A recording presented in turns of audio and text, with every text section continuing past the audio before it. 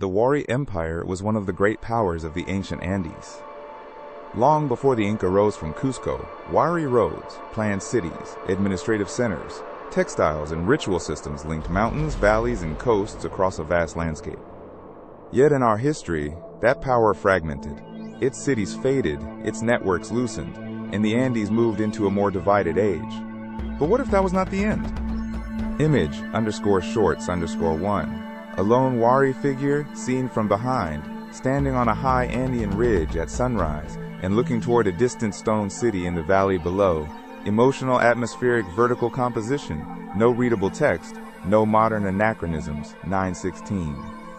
Image_shorts_2. Two Wari travelers seen from behind walking toward a massive stone gateway in an arid Andean valley, geometric masonry and mountain silhouettes.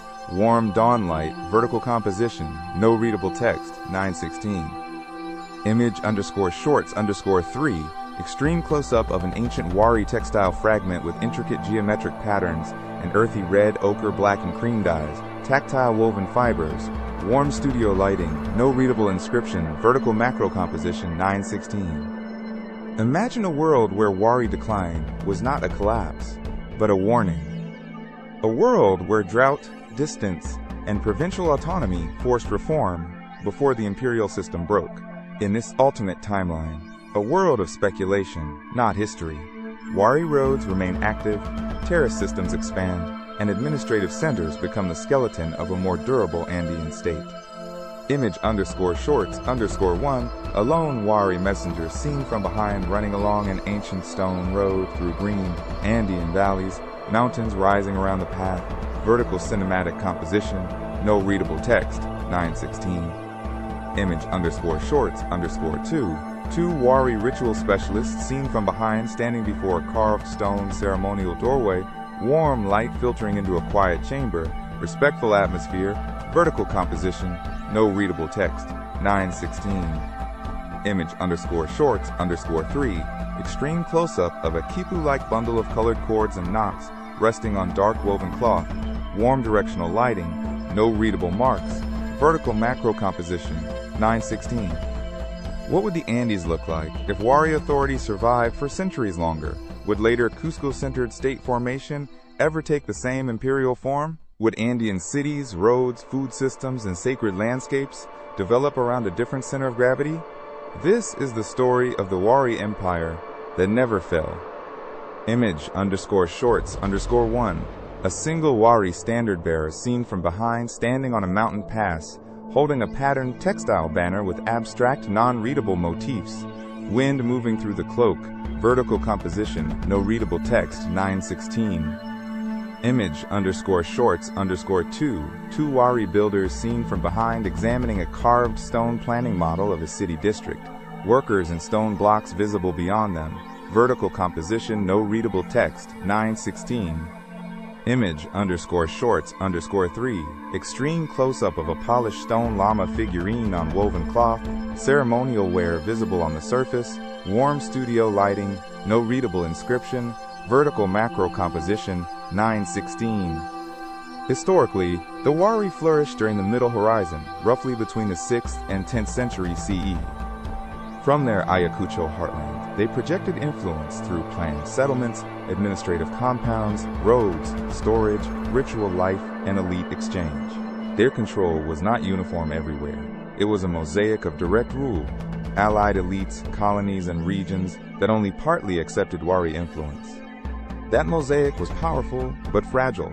Long distances separated the capital from provincial centers. Local leaders retained their own ambitions.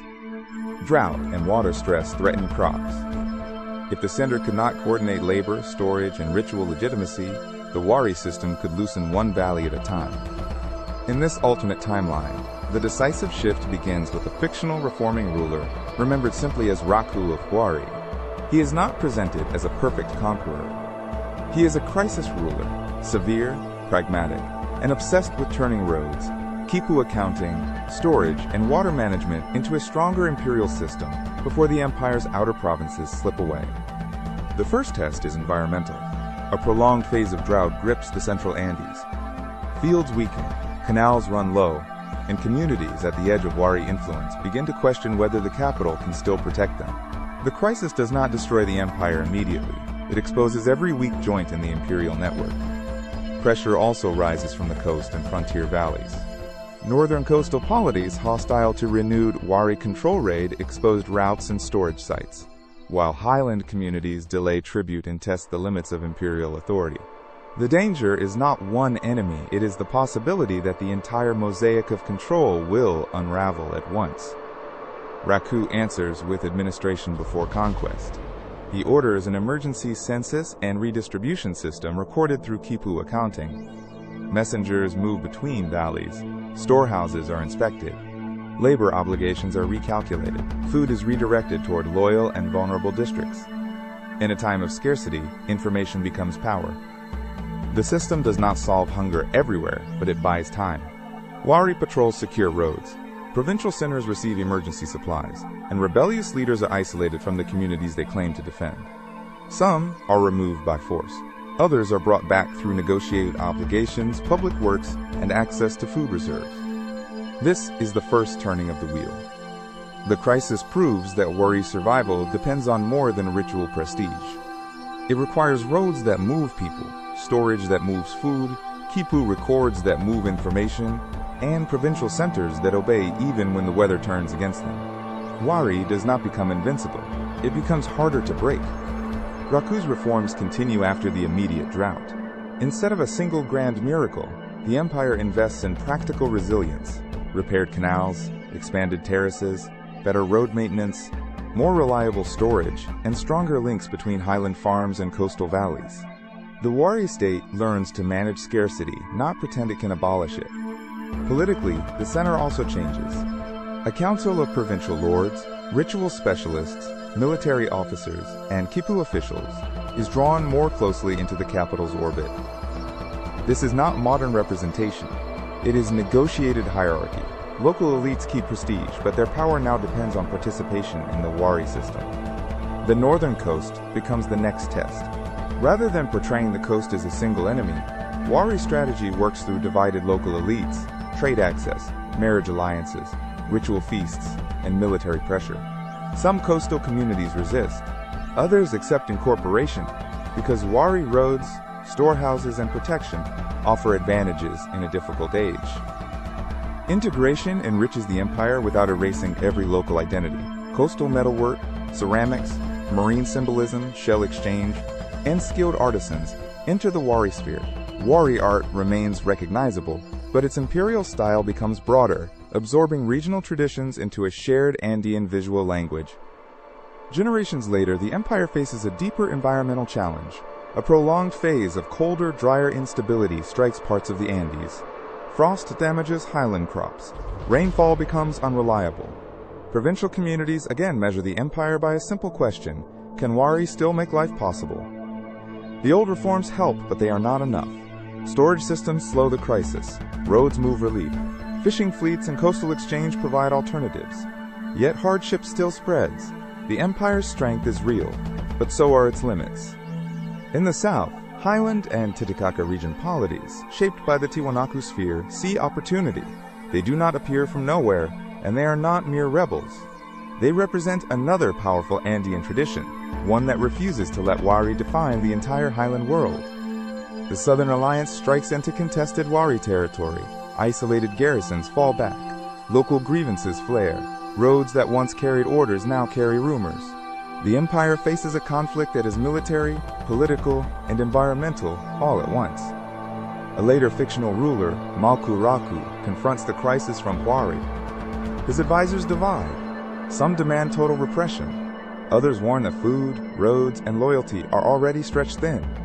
To defend everything would risk losing everything. Malku Raku chooses controlled contraction. Remote positions are abandoned before they are surrounded. Storehouses are emptied and moved toward defensible valleys. Workers expand frost-resistant crop zones and increase coastal supply routes. It is not glorious. It is survival strategy. The empire then chooses its battlefield, a narrow mountain pass later remembered as the Serpent's Coil. Wari engineers prepare stone barriers, controlled rockfall zones, signal points, and supply caches. The plan is not to destroy the Southern Alliance in open ground, but to exhaust it inside terrain, the Wari understand. Pause. The Battle of Serpent's Coil becomes the Empire's great trial. For days, Wari discipline, roads, logistics, and terrain preparation hold against a determined Southern alliance. Snow, dust, slings, shields, and narrow paths turn the battle into a test of endurance rather than a clean, heroic charge. At the decisive moment, Wari engineers trigger prepared rockfall and terrain collapse along an empty choke point behind the Alliance advance. The effect is psychological and logistical. Paths close, formations split, and supply lines break. The Southern Alliance withdraws in disorder. Wari survives, not because it is stronger in every way, but because it has learned to turn environment into strategy. The victory does not end conflict forever. It does, however, prove that the Wari system can survive a second great crisis. Southern leaders negotiate from weakness, but they are not erased. The Empire brings them into a stricter frontier order of roads, hostages, ritual obligations, and carefully monitored autonomy. Over the following centuries, the Wari sphere expands and contracts, but it no longer collapses easily. Its greatest strength is not endless conquest. It is the ability to manage recurring crises through roads, storage, irrigation, negotiated control, and a political culture built around survival in difficult landscapes. Wari cities develop along practical lines. Some grow around administrative compounds, others around terraces, roads, storage, ritual centers, and trade crossroads. They are not perfect, climate-proof megacities. They are durable Andean urban systems, designed to endure dry years, cold years, and political strain. Administration becomes more sophisticated but never effortless. Quipu accountants, couriers, provincial administrators, and storehouse officials coordinate labor and tribute across difficult terrain. Shortages still happen. Corruption still exists. But the imperial system now has mechanisms to respond before local hardship becomes complete political collapse. Culture also changes through continuity. Wari textiles, ceramics, stonework, and abstract religious imagery remain the dominant imperial language, but regional variations survive inside it. The result is not a single flattened identity. It is a layered Andean imperial culture held together by roads, ritual, labor, and memory. In this timeline, later Cusco-centered state formation might never take the same imperial form. The people and ideas that could have fueled a later Inca empire are not erased. They are redirected into a Wari-dominated political world. The Andes still produce ambition, innovation, and rivalry, but the center of gravity remains older and farther north. Agriculture becomes the empire's deepest philosophy. Not genetic engineering, not magic, but patient selective breeding, crop diversification, soil conservation, terrace repair, and long-term water management. The Wari learn that survival in the Andes depends on never trusting one crop, one valley, or one season alone. Roads carry more than armies. Traders move between highlands, coasts, and forest edges. Wari merchants exchange textiles, salt, dried fish, metalwork, cacao, feathers, and ritual goods. The empire's edges become zones of negotiation, as much as zones of conquest. For ordinary people, life inside the Wari hegemony is structured, demanding, and sometimes harsh. Labor obligations are real, tribute is real, but so are roads, storage, markets, ritual festivals, and periods of stability that fragmented valley politics might not provide. The empire is not a utopia, it is a bargain. Over time, Wari becomes the enduring institutional memory of the Andes. Future rulers no longer ask whether an Andean empire is possible. They inherit one. They argue over how it should be governed, where roads should go, how tribute should be measured, and which sacred landscapes deserve protection. This alternate Andes is not less diverse because Wari survived. It is differently diverse. Coastal, highland, forest edge, and Titicaca traditions continue, but they develop under the shadow of a long-lived imperial framework. The result is a continent's western spine, organized by an older power that refused to disappear. So what if the Wari Empire never fell? It would not simply mean that one ancient capital remained inhabited. It would mean that Andean history moved through a different institutional memory, one shaped by stone compounds, quipu accounting, roads, terraces, drought, adaptation, and the hard art of surviving across mountains. Every empire has a story history forgot. This has been Historic's Vault. More are coming. Subscribe so you do not miss the next one.